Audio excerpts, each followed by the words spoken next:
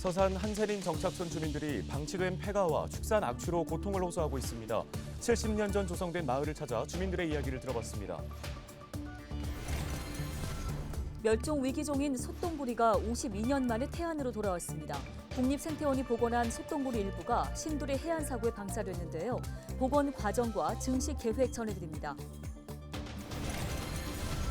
내포 신도시 인구가 상승세를 타면서 3만 5천 명을 눈앞에 두고 있습니다. 아파트 입주가 본격화하면서 인구가 는 것으로 분석되는데 연령별로는 40대 이하가 가장 많았습니다. 청양군 택시 기본요금이 오는 25일부터 기존 3,500원에서 4,300원으로 인상됩니다. 청양군은 유류비와 인건비 상승 등을 고려했다고 밝혔습니다.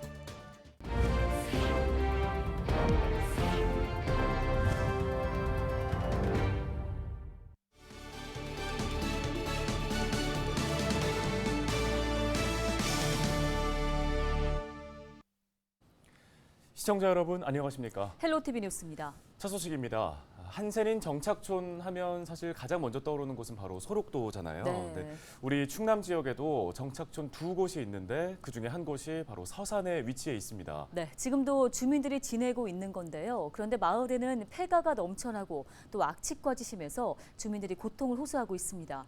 한범호 기자가 직접 현장에 다녀왔습니다.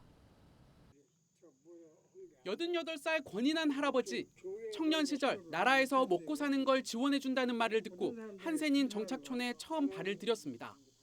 그때 나이 23살, 전염성이 없는데도 불구하고 한센인을 향한 낙인과 차별은 심각했습니다. 외부 활동이 차단된 정착촌 사람들은 맨손으로 농지를 일궈 굶주린 배를 채워야 했습니다. 산 같은 거 개간해가지고 먹고 살고 그렇게 살았었죠. 밭을 개간 다. 그때는 뭐 장비가 아무것도 없으니까 다 사람 손으로 그냥 개간하고 외부에 나가서 뭐 일하고 뭐 돈 번다는 건 상상도 못하고. 서산 영락마을에 한센인 정착촌이 조성된 건 지난 1954년. 70년이 다 된 마을은 소멸 위기를 맞고 있습니다. 한때 100여 명에 달했던 주민은 현재 한센인과 비한센인을 합쳐 모두 30명, 평균 연령은 78살입니다. 60년대 성면 슬레이트 지붕으로 줄지어 지어진 주택은 하나둘 빈집이 되면서 폐가는 10여 채로 늘었습니다. 가족과 인연이 끊긴 경우가 대부분이어서 그대로 방치되고 있는 겁니다. 저것도 저거 몇십 년 된 거예요. 숫자는 정확히는 뭐 모르지만 그 사람이 죽고 나니까 그 다 그렇게 폐가가 된다고. 환경이 이거 보기가 흉하잖아요. 주민들이 호소하는 또 다른 고통은 축산 악취입니다. 과거 한센인들은 주로 가축을 기르며 생계를 유지했는데 1980년대 축산업 불황으로 대다수가 손을 뗄 수밖에 없었습니다.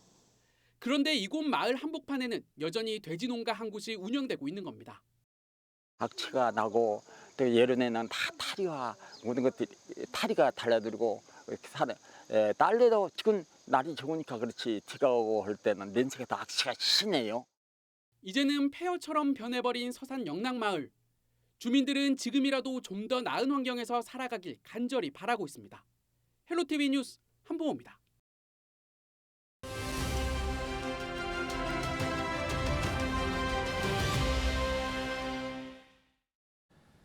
다음 소식입니다. 멸종 위기종 솥동구리가 52년 만에 태안으로 돌아왔습니다.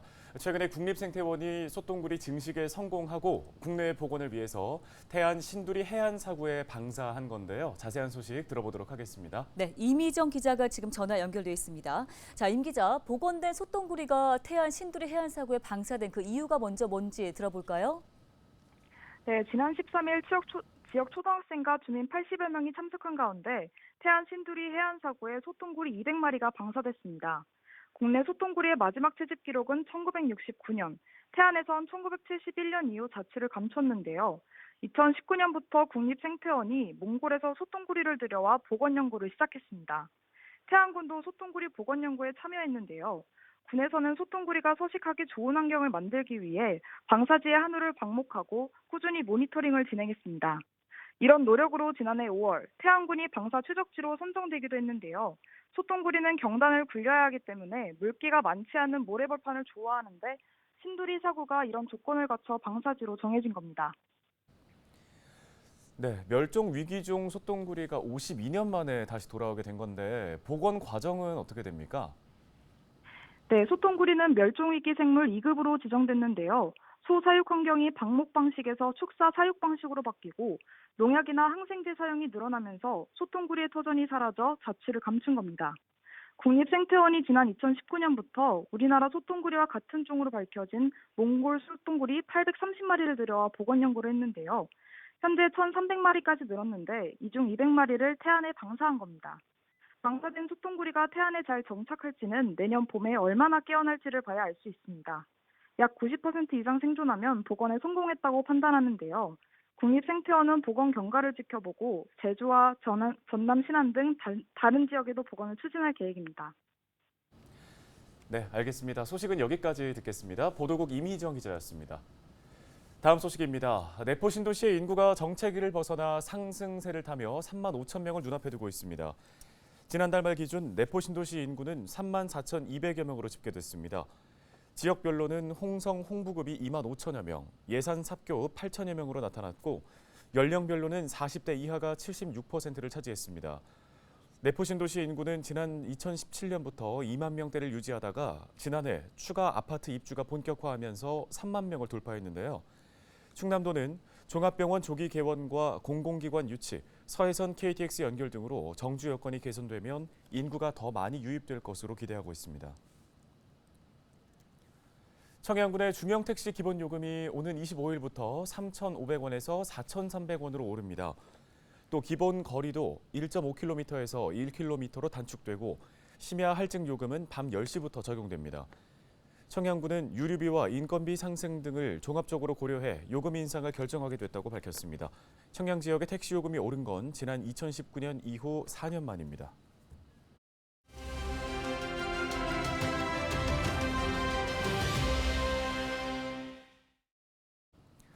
지난 8일 충남연구원 내에 충남 라이즈 센터가 문을 열었습니다.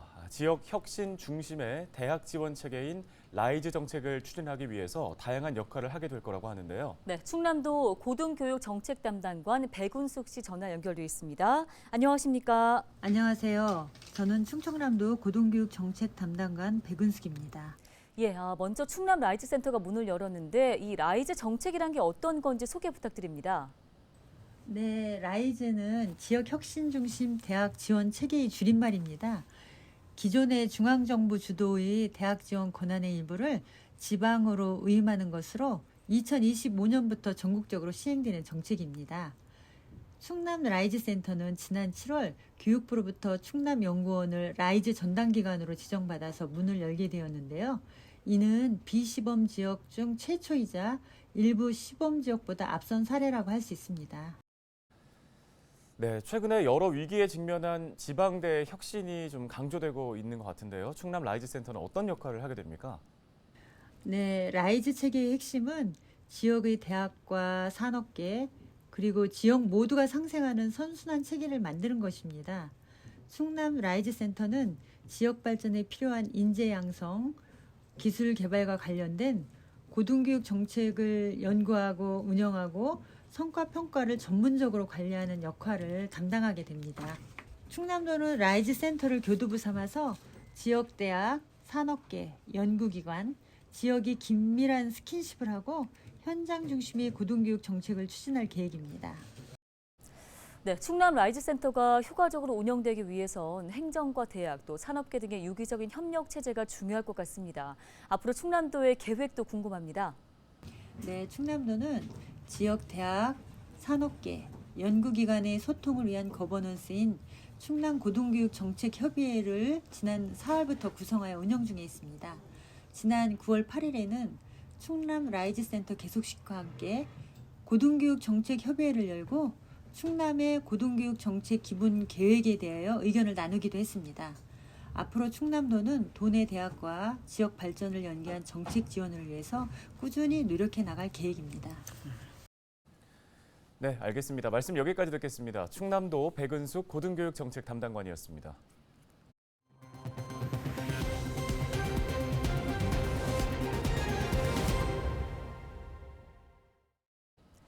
다음 소식입니다. 아산에서 아내가 남편을 흉기로 찌르는 사건이 발생했습니다.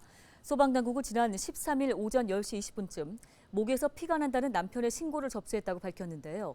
남편은 목 부위에 1.5cm의 상처를 입어 병원으로 이송됐고 생명에 지장이 없는 것으로 알려졌습니다.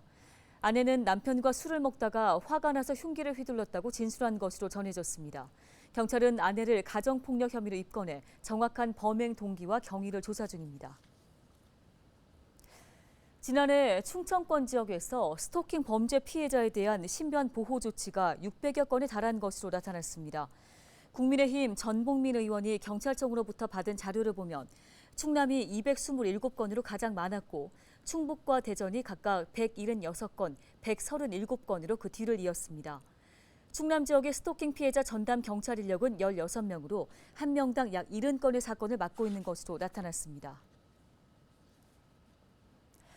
내포 신도시에서 충남 지역 최초로 자율주행 자동차가 도로를 운행합니다. 충남도는 다음 달부터 6일부터 2달 동안 홍해공원 일원에서 충남도민을 대상으로 자율주행 자동차 무료 탑승 체험을 한다고 밝혔는데요. 탑승을 희망하는 도민은 홈페이지를 통해서 신청 가능합니다. 오는 11월에는 전국 최초로 자율주행 자동차를 불법 주정차 계도와 방범 순찰에 사용한다는 계획입니다. 충남도가 대전광역시와 세종시, 충북도와 충청권 광역교통망 사업의 예비 타당성 조사 면제 등을 촉구했습니다.